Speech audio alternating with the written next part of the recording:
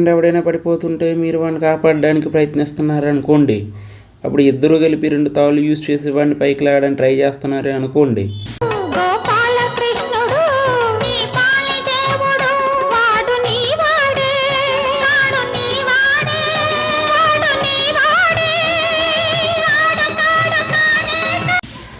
అప్పుడు ఇలా గొడవ ఆడుకోకూడదు, కాపాడాలి. అయితే సపోజ్ మీరిద్దరు వాడిని పట్టుకుని పైకి లాగడానికి ట్రై చేశారనుకోండి, అంటే ఒకడు ఈ డైరెక్షన్లోను ఒకడు ఈ డైరెక్షన్లోను, కానీ ఎటు కదులుతాడు, ఈ డైరెక్షన్ కదులుతాడు. ఓకే, అలా కాకుండా మీ దారిలో ఎవరైనా తాడు తెగిపోయిందా, ఆడేటో దక్కు వెళ్ళిపోతాడు. మేబీ 2 తాడులు గట్టిగా ఉంటే పర్లేదు.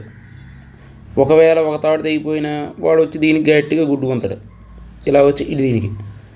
మేబీ 2 తాడులు గట్టిగా ఉన్నాయి కాబట్టి వాడు ఈ డైరెక్షన్లో పైకి వస్తాడు. అదేంటిది, ఇట్లా అవుతున్నాడు వీడు, ఇట్లా అవుతున్నాడు కదా, అలాంటప్పుడు ఏదో దగ్గర వెళ్ళాలి కదా, ఇటు ఎందుకు వెళ్తున్నాడు అంటే దాన్నే మనం రిజల్టెంట్ ఫోర్స్ అంటాము.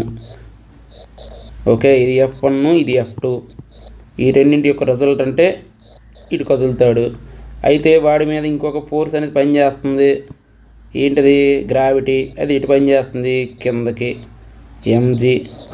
కాబట్టి ఈ F1 F2కి ఏదైతే మనకి రిజల్టెంట్ వచ్చిందో ఆ డైరెక్షన్లో ఒక నెట్ ఫోర్స్ అనేది ఉంటుంది.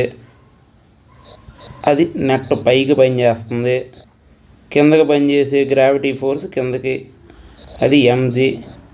ఈ రెండిట్లో ఏది ఎక్కువైతే అటు కదులుతాడు. F minus mg is equal to 0.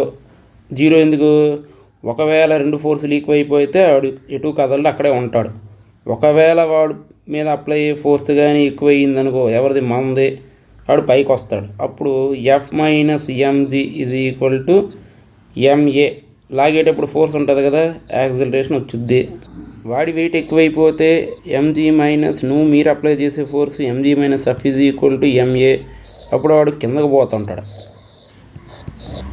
మీది ఎక్కువైపోతే పైకి పోతాడు, వాడి వెయిట్ ఎక్కువైపోతే వాడు కిందకు పోతాడు. ఒకవేళ 2 ఫోర్సులు ఈక్వల్ అయిపోతే F minus mg is equal to 0. So F is equal to mg. వాడు ఇటు కదలకుండా అక్కడే ఉంటాడు.